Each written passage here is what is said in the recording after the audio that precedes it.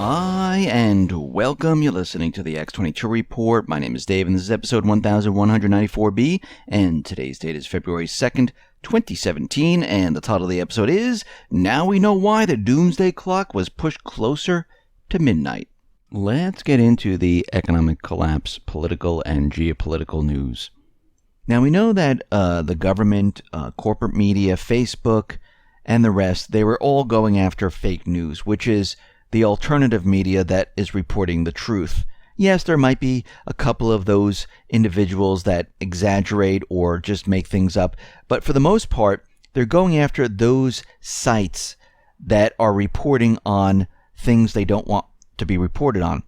And this is why they said these are all fake news. This is why they set up, fact-checking sites, Snopes, PolitiFact, and all the rest to make you believe that, well, we just fact-checked it and here's the truth. And we know a lot of these fact-checking sites, well, they're funded by Soros, the CIA. And we know that the government came out and said, well, the Trump won the election because all these fake news sites, and that is the main problem. Well, there was a study done. Researchers from Stanford and New York University say Americans can be sure of one thing. The phenomenon of all this fake news they're talking about did not affect the results of the presidential election. NYU economics professor Hunt Olcott and Stanford economics professor Matthew Gentzkow, they led the research. The pair ran a series of tests to determine which fake news articles were circulated, how much of it was circulated, and the amount of voters that believed the stories to be true. The new study released last month investigated the influence that fake news may have had an effect on President Trump's victory. And what they found out when they did the study is that the fake news stories had nothing to do with it whatsoever. The information that was coming out, people were able to determine what was real and what was fake, and they went with their gut of what they knew. And they wanted someone different than what we've had in the past. And they went on to say, in summary, that the data suggests that social media were not the most important source of election news, and even the most widely circulated fake news stories were seen by only a small fraction of Americans. And the rest just went and said, something, I don't have a job. Manufacturing is gone in America. The economy isn't as strong. These unemployment numbers are fake. And people realized what was going on. And this fight against the real news, which they're calling fake, is a complete fake fight. All they want to do is get rid of all those individuals that are reporting out of their controlled information. And you could see it today. The corporate media, well, they're on one path, and the alternative media is on another path, where the alternative media is not backed by different entities funded by billionaires for a certain agenda. Many of the alternative sites are individuals just trying to get the truth out there. Now, we see out in Berkeley where riots have taken place because they didn't want a speech by Breitbart news editor Milo Yiannopoulos. He was going to give a speech at the student union, and protesters saying we don't want an alt-right speaker cancel his appearance, and the students went crazy. And they were tossing metal barricades. They were throwing rocks through buildings' windows. They set generator on fire near the entrance, and they were just creating havoc in the area. Police ordered protesters to disperse at the school, and they put the campus on lockdown. Protesters also tossed bricks and fireworks at the police who were in riot gear. Now, what we're looking at right now is a protest, and it's not even a protest, it's rioting, because they didn't want someone to speak at the student union. Let's put this in context right here. Someone was going to speak, and they didn't like it, so they destroyed property. They decided, okay, we're going to destroy the property here on the college campus.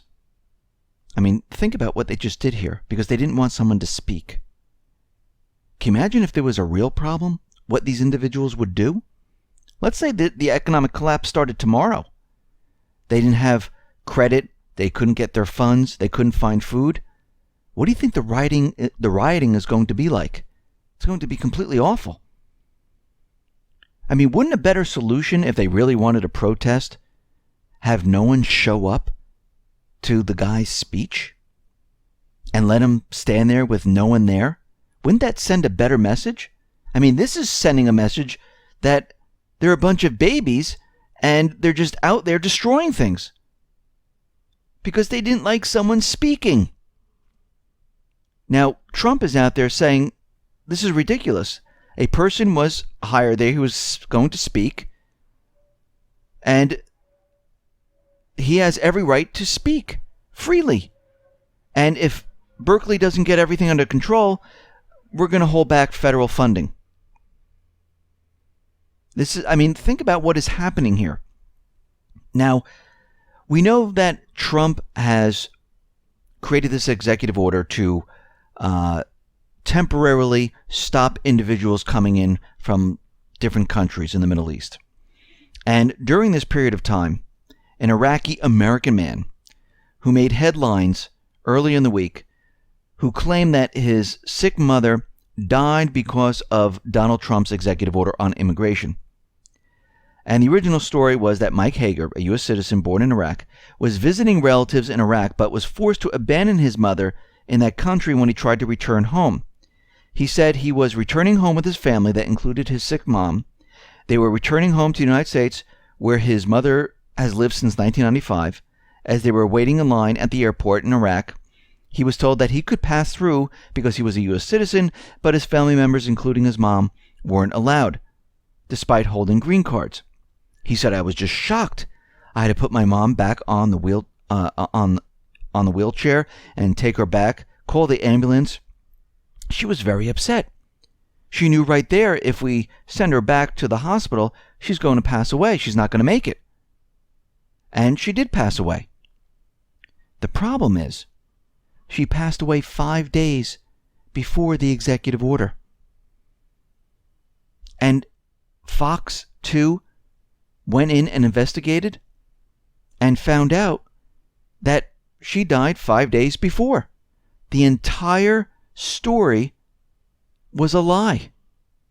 The imam, leader of the Karbala Islamic Educational Center in Dearborn, says Mike Hager's mom did not pass away this weekend after being barred from traveling to the United States.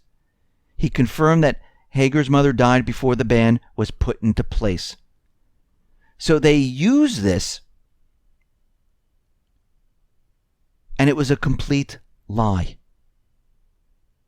Again, fake news. And I just want to do a flashback right now. If we go back in time to Obama, where he gave a speech about immigration, and he talked about securing the borders. And here's what he said.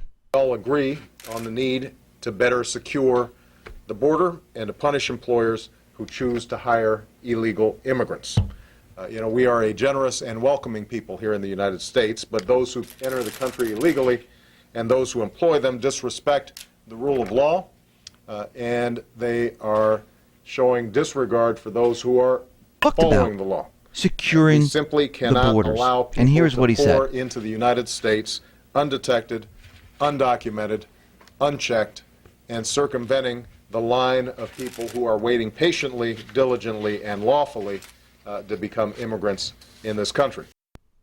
Now we can see the corporate media, they are just continually pushing out fake news, and they're continually twisting everything.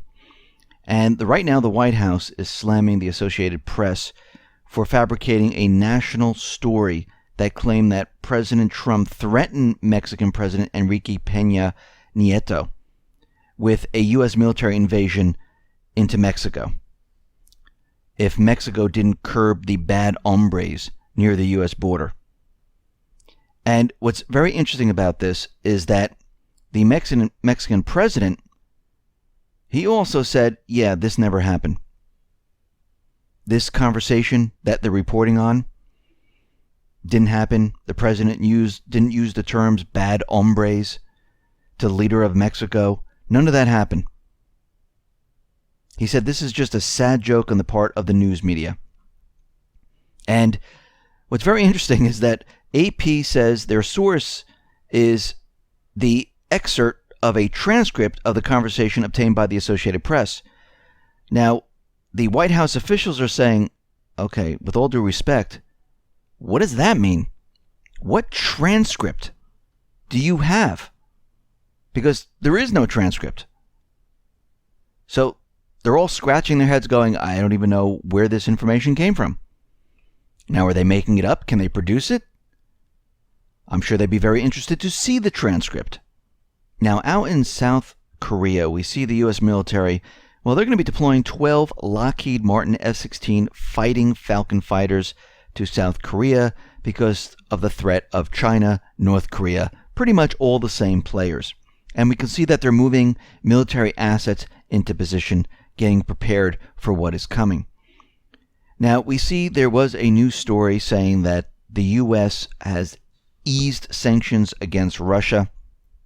And the story went on to say that Treasury Department's Office of Foreign Assets Control under Rex Tillerson posted a Russia-related general license notice on its website, according to which U.S. authorities eased sanctions against Russia's Federal Security Service. Now, the news picked this up, and they said that, yes, the White House is easing sanctions against Russia. Now, the White House came out and they said, well, that's not exactly true. We're not easing sanctions. And this is coming from Sean Spicer, saying that the Treasury, after the sanctions are put into place, they go back and look at specific carve-outs for different industries or products and services.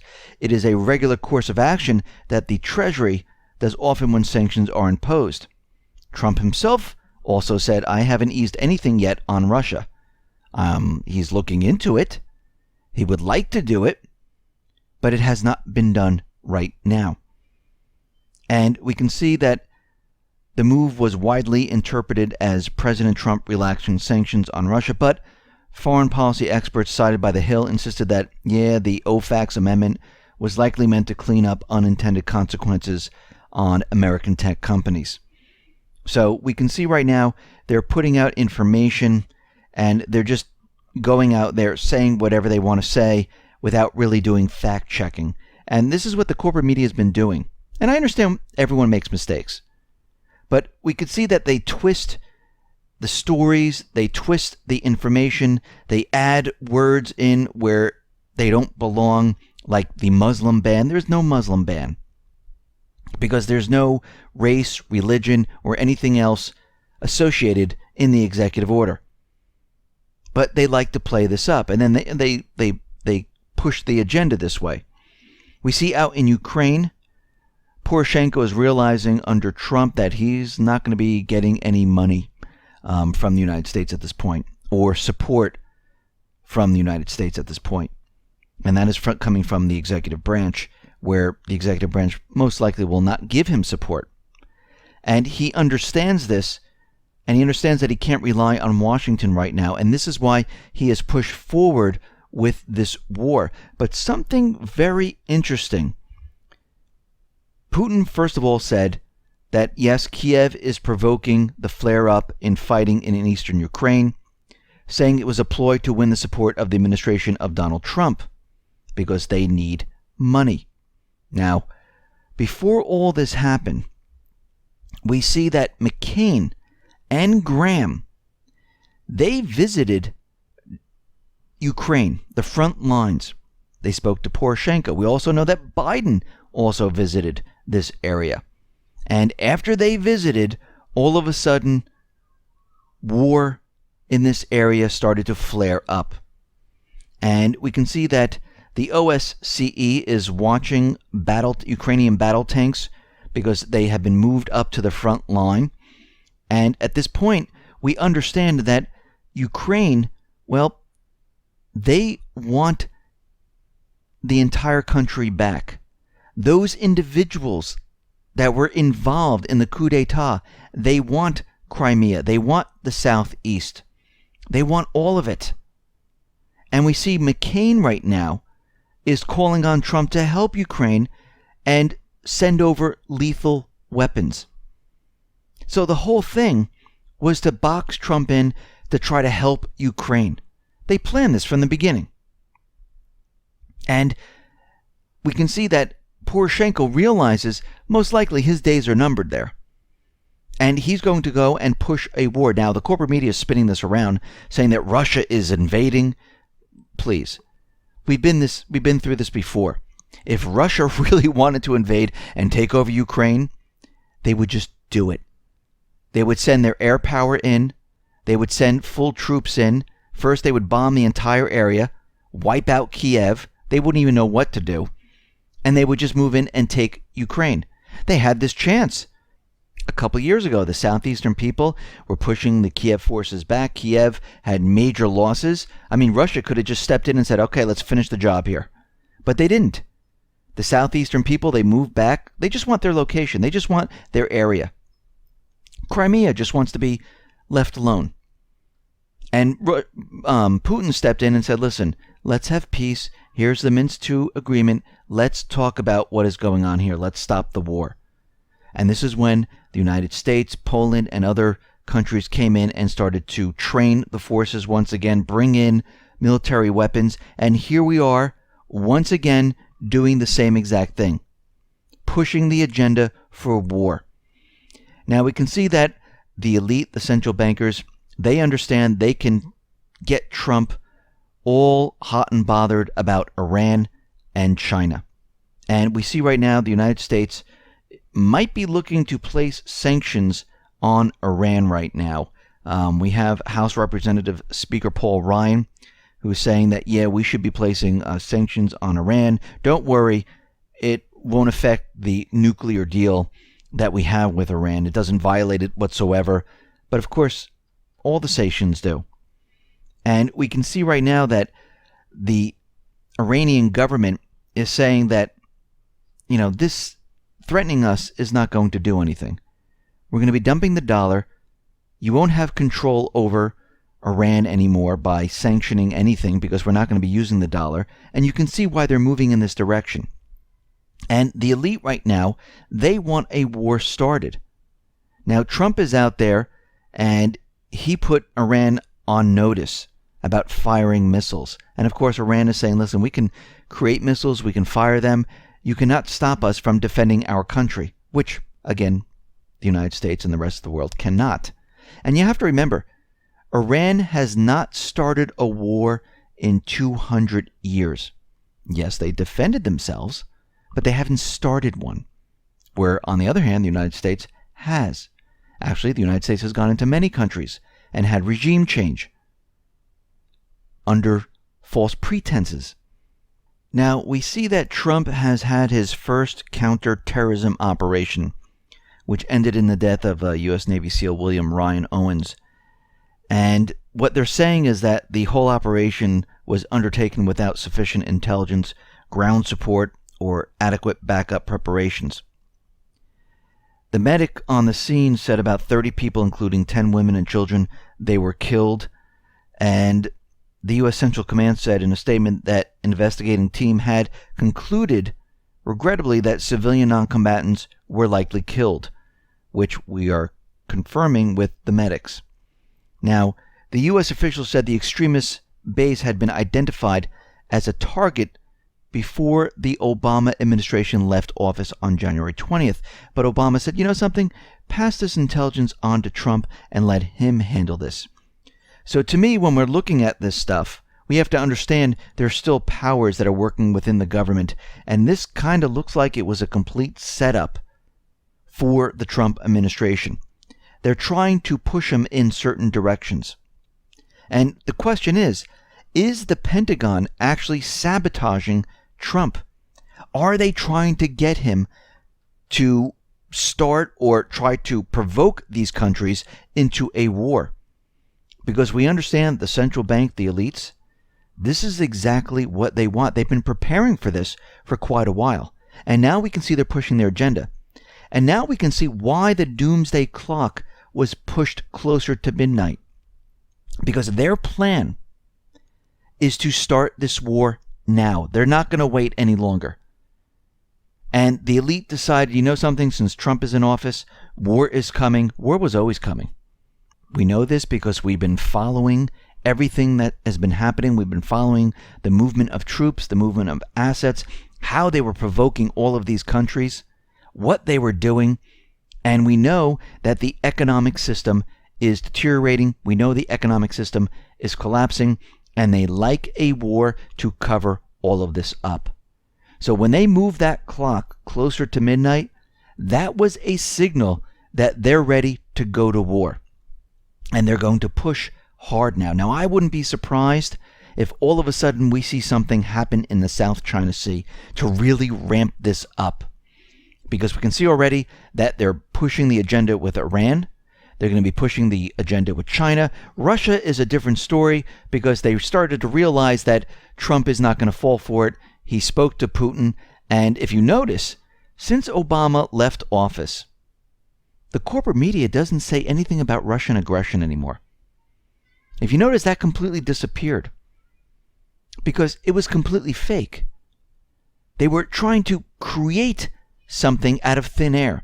Now they're moving their attention away from Russia. This is why they dropped all this Russian aggression. You really don't hear anything about that anymore. And they're moving towards China. They're moving towards Iran. And you're going to see this build up. And they're going to push their agenda very hard to start this war. Listen, everyone, thanks a lot for listening. Be well, be safe, and especially be prepared. Thanks a lot.